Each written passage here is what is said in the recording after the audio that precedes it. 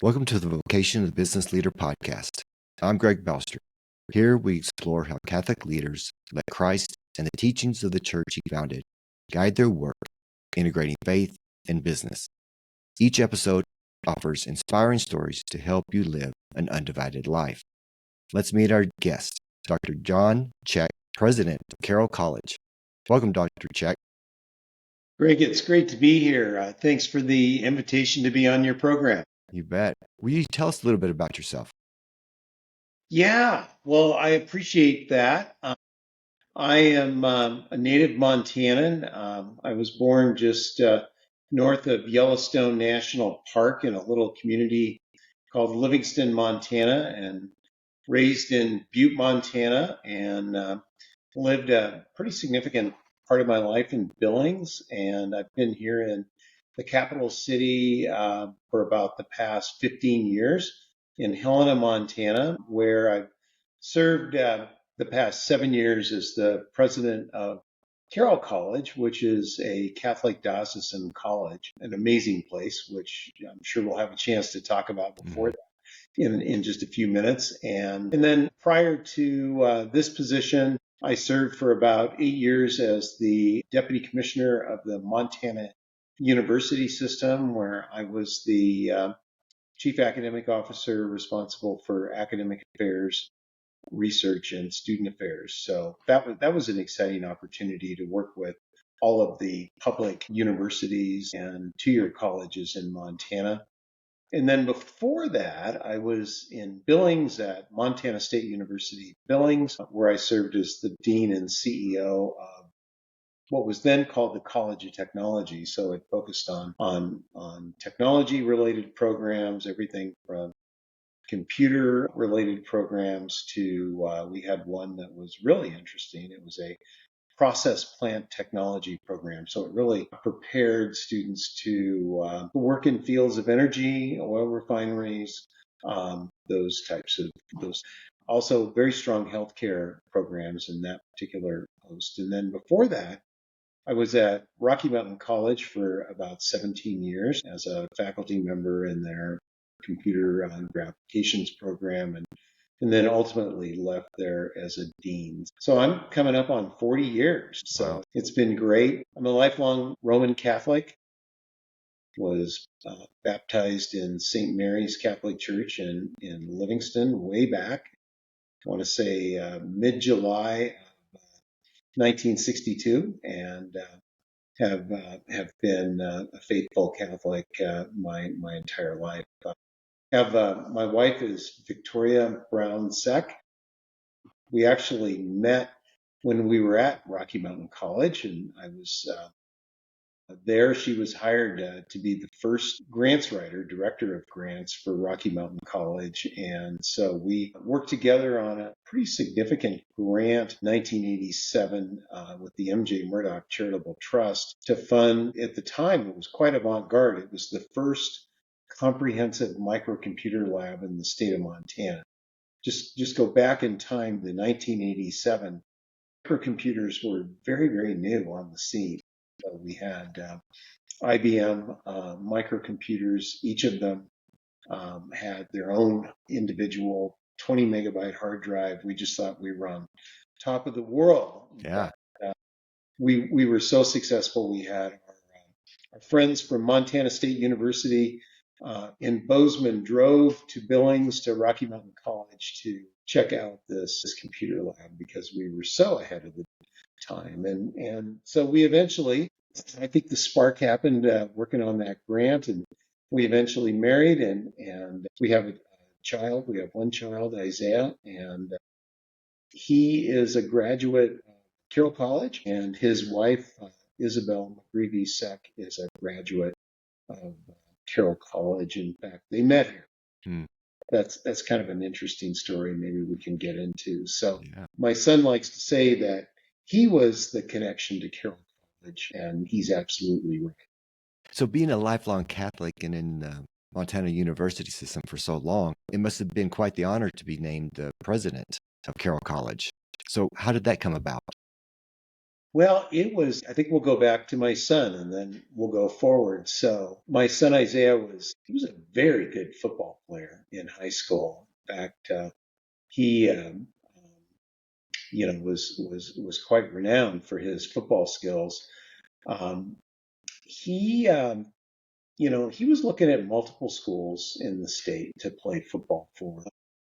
The coach at the time, Mike Van Diest at Carroll College, was a legendary coach. He was here 20 years. He took Carroll to 6 national football championships, which is huge, and played in 2 other championships. Coach Van Diest, who is another very, very devout Catholic, had his eyes on Isaiah and convinced him in his junior year in high school to commit to come to Carroll College. So Isaiah came home one day and said, Dad, I know you're deputy commissioner of the state university system. You're probably thinking I'm going to go to one of the state universities, but I want to go to Carroll College. And my wife and I said, that's fantastic. We love it and we will support you. And that was kind of the beginning of my connection with Carroll College. And we began to see, his interaction, his community with his coaches, with his friends. I've got to know several of the faculty. We got to know Father Mark Linneman, who was at the time, the campus minister here. And he was campus minister here for 16 years. And, we just fell in love with this place. I got to know the previous president, Dr. Tom Evans, who is now the president of the University of Incarnate Word. So fast forward, Dr. Evans announced that he was selected to move to San Antonio, Texas, to be the president of the University of Incarnate Word, a good Catholic institution. And we were having coffee, and I was, just congratulating him on that. And at the end of the coffee, he said, sit down just a minute. He said, I want to put a bug in your head. And he said, I think you should put your name in the hat to be president of Carroll College. And it was something that, my wife thought about, prayed about. I had, several conversations with mentors and people and ultimately decided to apply.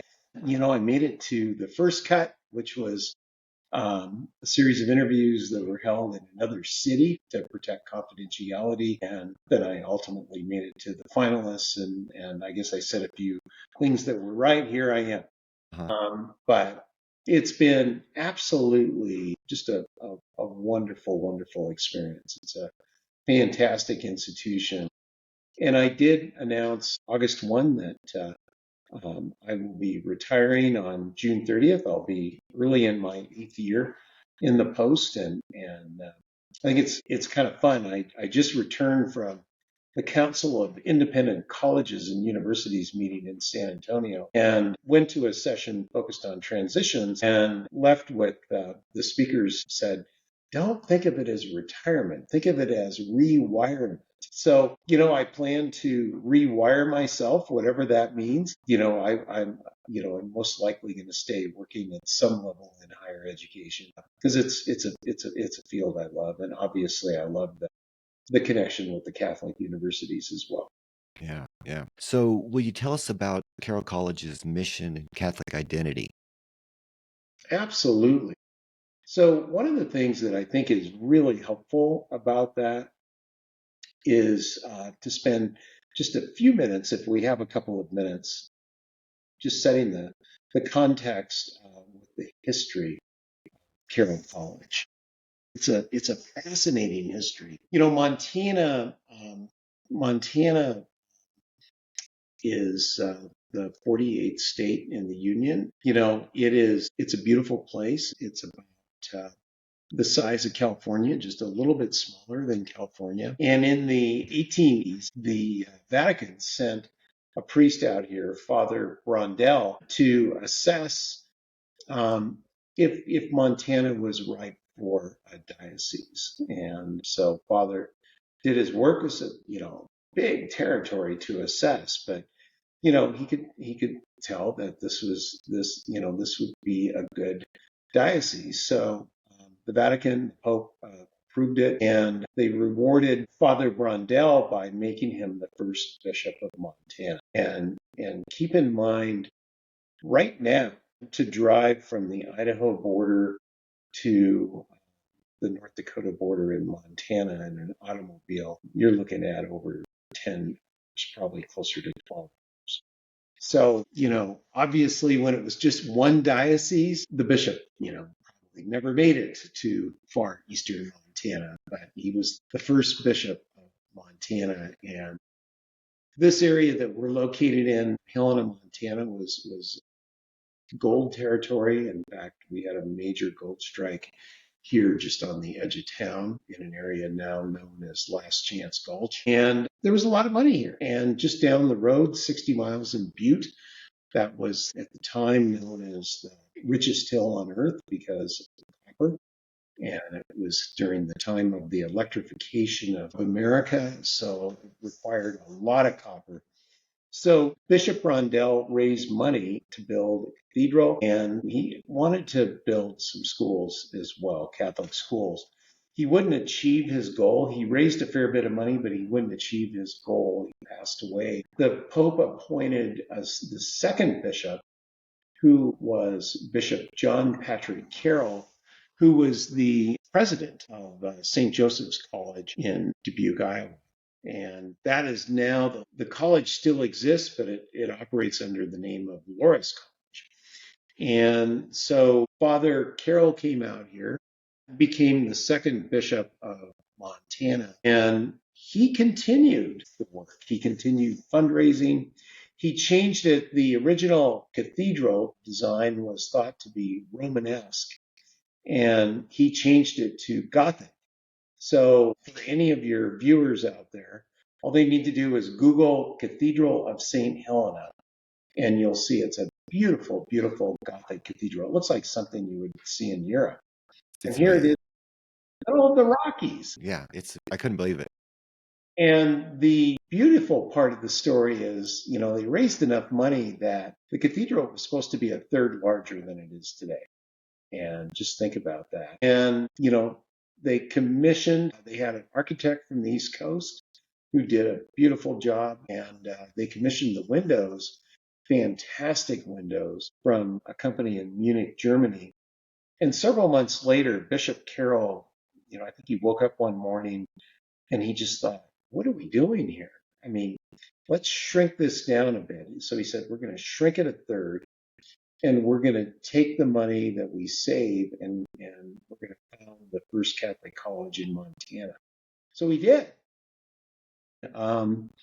They communicated to the stained glass company in Munich, Germany, and said, wait, we're going to redesign it. Don't build the windows yet. And they telegrammed back, too late. It's over. They're finished. Yeah. And so the architects needed to redesign this Gothic cathedral around these beautiful windows.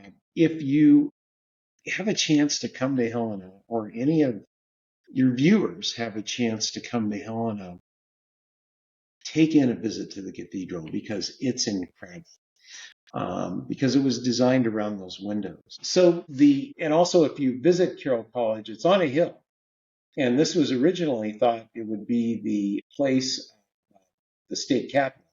It didn't end up being the location of the state capitol, but the land was donated to the diocese. And this beautiful building that I'm in right now was constructed by the funding from a third of the cathedral. So that's the reason. That's one of the reasons why we are a diocesan college. Our mission, we have 5 pillars of our mission statement, and I'll just share those with you right now. Instilling an endearing wonder for knowledge that will prepare students for leadership and their chosen vocations. I mean, we think that's paramount about what we do as a liberal arts Catholic college, preparing students for a career and also the expansion of their intellectual, imaginative, and social awareness that's so important.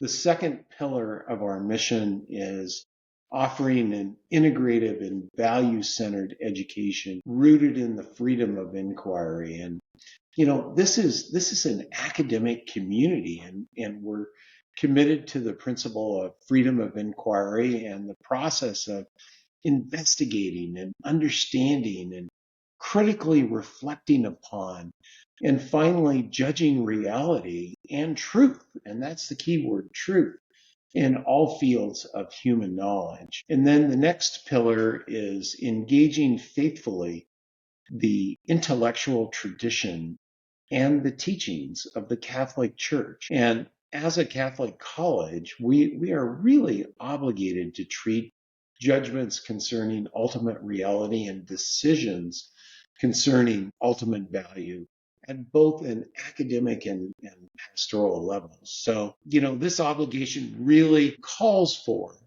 a college's relationship to the magisterium of the Catholic Church. And that's a beautiful part of what we do and who we are. And then the last two pillars are serving all with humility, especially our neighbors who are poor and marginalized, and then welcoming all persons of goodwill in a cooperative journey through truth and virtue.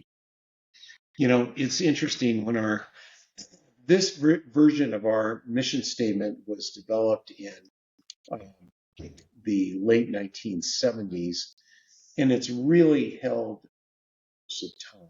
And it's really a mission essay. There's 764 words in our mission statement. But when we just completed our strategic planning process right after COVID, I gave the campus a chance to revisit it and say, is this time to update it, to shorten it? We had held a number of focus group sessions around campus, and no, they did not want to change it. They love it. And, one of the things I always say in our orientation is you can't cherry pick the mission statement.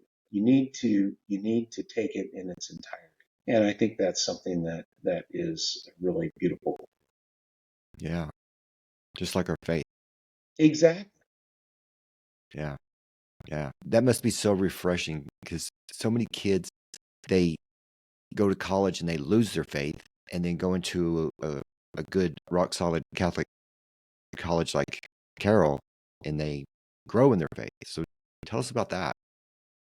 Yeah, I'd like to give a personal example, and I'm gonna share the example of my son. I talked about him a few minutes ago, and this is I'm relaying a conversation that we had just a while back, and he was very honest. He said, growing up, he'd go to mass on Sundays with us, and he said, Dad, he said I was a faithful Catholic, but he said it was because I didn't have a choice, and he really feels that, it was his time here at Carroll, his time, and the people he met, including his future wife-to-be, Isabel McGreevy, and people like Father Mark Leneman and others that really changed that and helped him to really deepen, further develop his personal relationship with our Lord and Savior, Jesus Christ. One of the things that kind of an interesting side story of Isaiah and Isabel, they met, here they were students here, but they really didn't meet until they went on Rome CC pilgrimage with Father Mark Leneman. So it's in the summertime, a 2-week pilgrimage, a week in the CC and a week in Rome.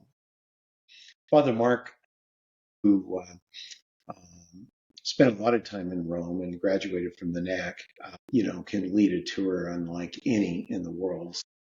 This was a tour that I decided in 2019. I asked Father Mark, I said, would you mind if the president tagged along? And he said, no, sure. So I called Isaiah and I said, do you want to tag along? Do you want to come along? This is a pretty exciting opportunity. And, and he thought about it and he called me back, I think the next day and he said, oh, I'll do it. Absolutely. And so, I can remember the exact moment. I won't get into all those details right now, but I can remember the exact moment that those two met, Isaiah and Isabel.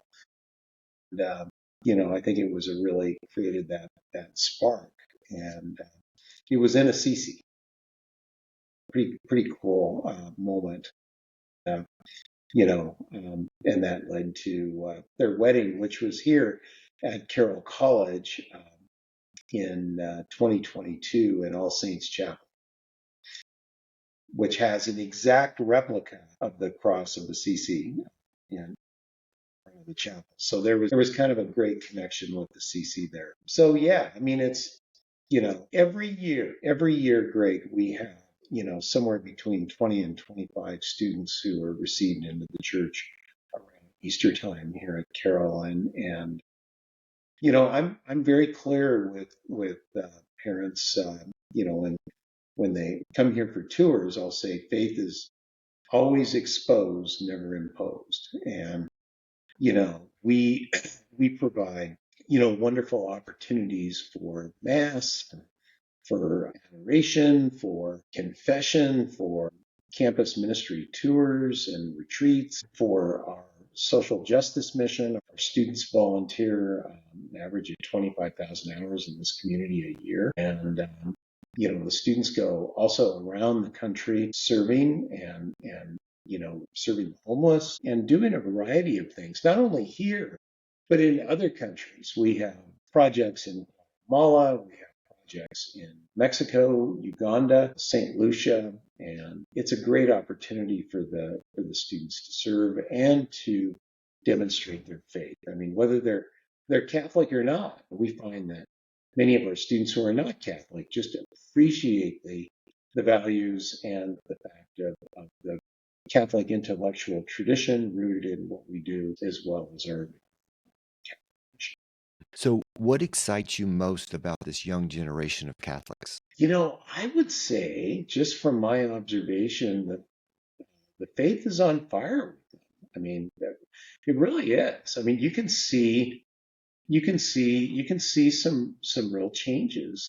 I love going to mass, whether it's weekday mass or Sunday night mass. The level of participation is fantastic, and I think there's a deep faith, but I think there's a real hunger and a real desire to go deeper, to learn more. And I really have to credit, I've mentioned Father Mark Lenneman several times. I have to also credit Father Tyler Froelich, he's now in his second year as our chaplain and director of campus ministry.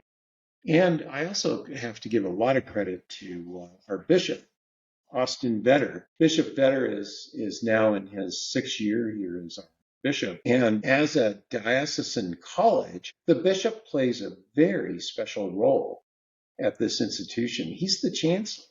So he is responsible for ensuring that we remain a Catholic institution and that we adhere to our mission as a Catholic institution. And he does that very well. The Bishop Vetter will say mass here, 2 times a month.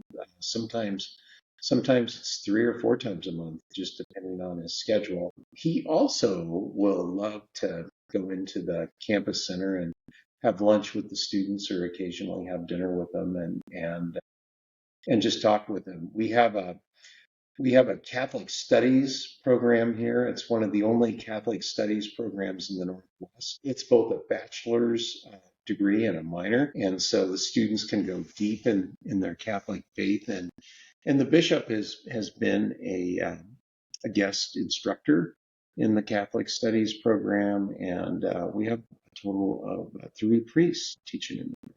So it's been great, and I think it gives a really good connection with our students. But I guess I would just say I'm just thinking of my 40 years in the business. There's I think in some ways a deeper spirituality with young people and a real sense of being on fire.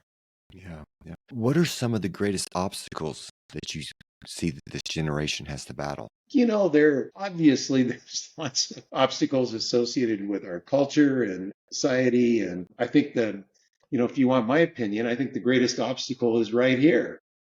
This thing, it's both a blessing and a curse. And, and all that goes with it, social media and and everything else. And I think one of the things that a place like Carroll does and does really well is, and that goes back to our mission, is it really helps prepare students to make their own decisions and make their, to not just take what they read on social media, the gospel. It's not. They need to triangulate that. They need to really go deeper. And the faculty here will really work hard to really demand, if I want to use that word, that the students put this down and, that they communicate, that they write, that they problem solve, that they work in teams, and that they debate. And, it's okay to disagree. You've got a position. That's a beautiful thing. But get away from that and just be aware of, this world that we live in, and it's a broken world. I think it's been a broken world for a long time. So how do you help take what you've learned here and make it a little less broken? Hmm. Yeah. So, what advice would you give to young Catholic adults that are either planning to go to college or entering the workforce? Our here at Carroll College, we have a 115-year-old motto that I just love. In Latin, it is non scholae sed vitae, not for school, but for life. So I think, for the students who are in high school and they're thinking about, do I want to go to college? And then what kind of college do I want to go to? Do I want to just go straight into the workforce? Think about your life. Think about what you're preparing for, and you know, um, you know, college. The world needs people who can do a wide variety of things. I mean, if every single person on this planet earned a 4-year degree, the world would probably cease functioning because we need people prepared at different levels. We need plumbers, we need pipe fitters, we need construction workers, we need, on and on and on. And those are fantastic vocations.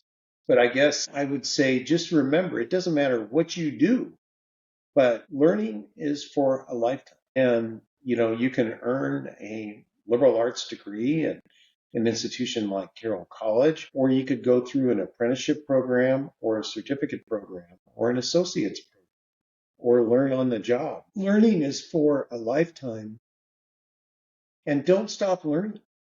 Don't stop learning because, it's key to learning about your faith. It's key to learning about your community, and it's key to learning about how to work with other people. Humans are complex creatures and, we're different, and that's what makes us all great.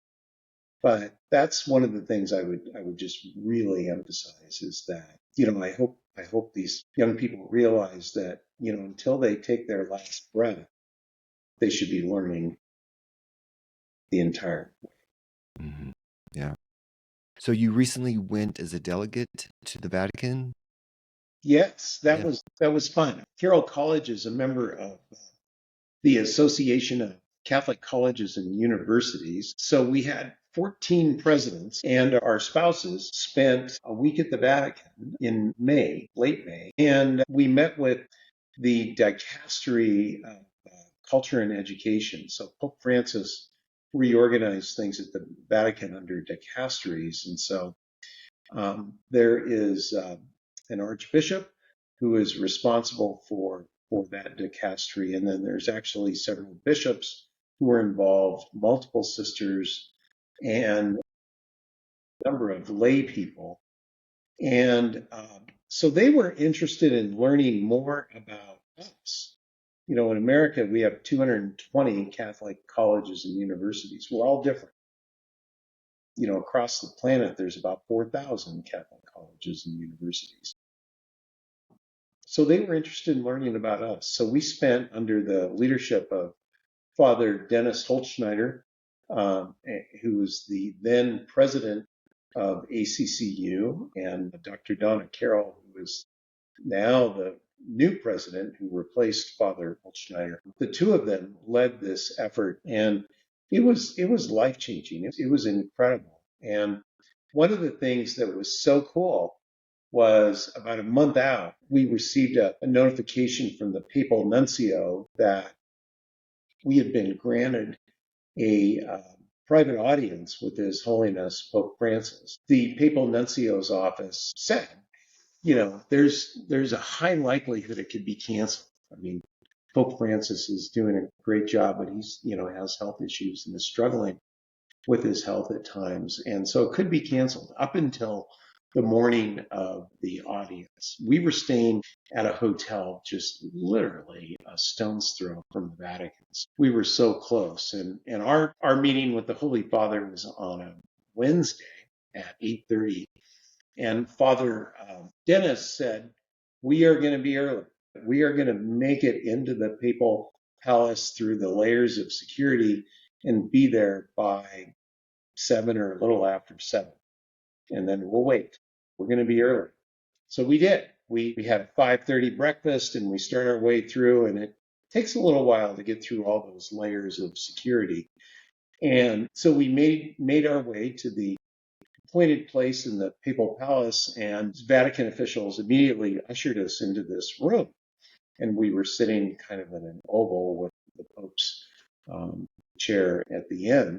And then he had a chair next to him for his interpreter. And, we thought, well, I guess we're just going to wait here an hour and 20 minutes. And within 5 minutes, the Holy Father comes in with his entourage. And I mean, it was pretty amazing to be in with our spouses.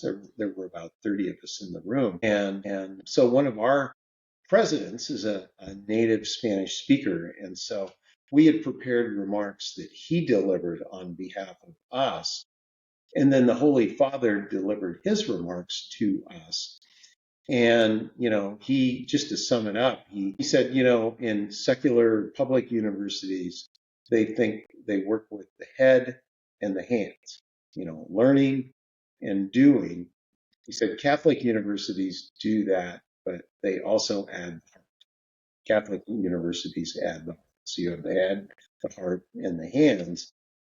And then he said, remember, he said, if you never look down at people.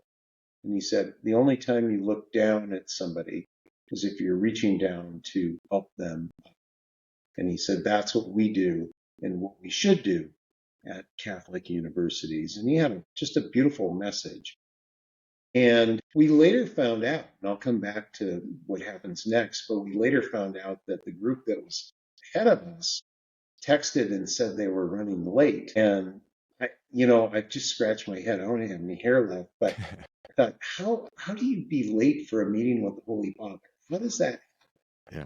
I mean, even if your hotel is on the other end of town, you get up 3 a.m. You just do what it takes, but whatever happened.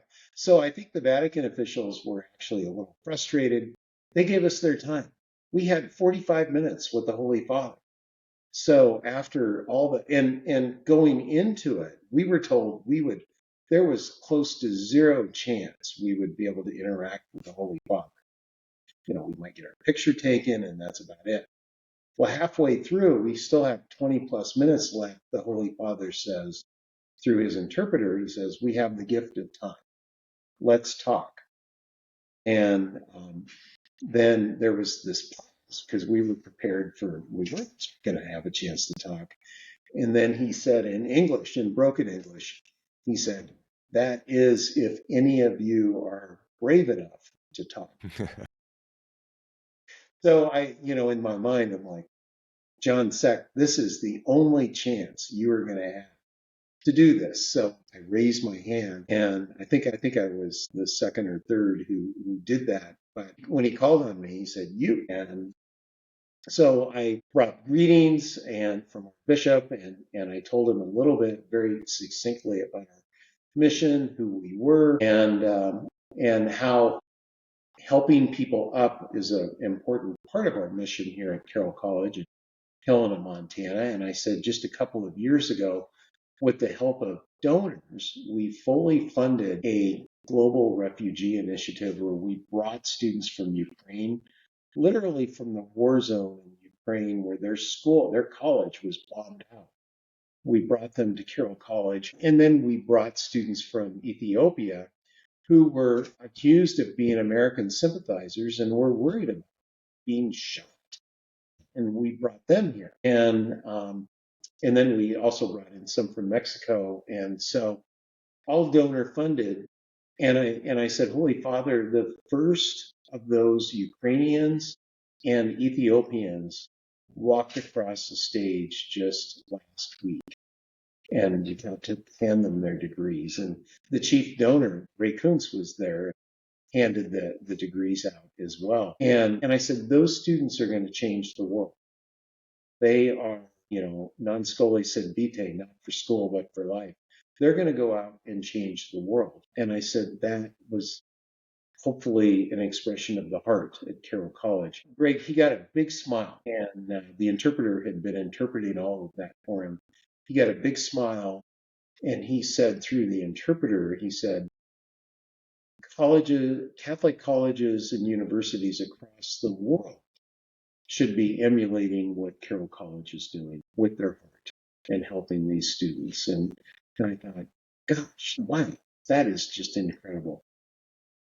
And then a very, very powerful moment. I think there was one other person he called on after me, and we stood up and we all held hands, including the Holy Father, with us, and he led us in the Our Father.